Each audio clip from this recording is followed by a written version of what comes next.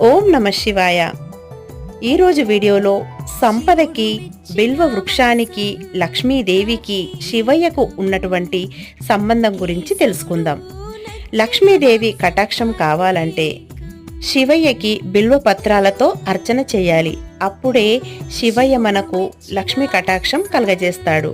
అది ఎలాగా అంటే, లక్ష్మీదేవి యొక్క హృదయం నుంచి ఉద్భవించిన వృక్షమే ఈ బిల్వ వృక్షం. అందుకే ఈ వృక్షాన్ని శ్రీ వృక్షం అని అంటారు. ఈ మారేడు వృక్షం యొక్క మొదలులో లక్ష్మీదేవి నివసిస్తూ ఉంటుంది.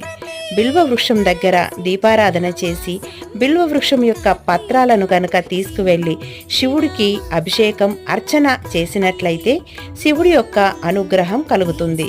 అంటే శివయ్య ఐశ్వర్య ప్రదాత అని వేదాలు తెలియజేస్తూ ఉన్నాయి. 3 జన్మల పాపాలను తొలగించే బిల్వపత్రంలో బ్రహ్మ, విష్ణు, మహేశ్వరులు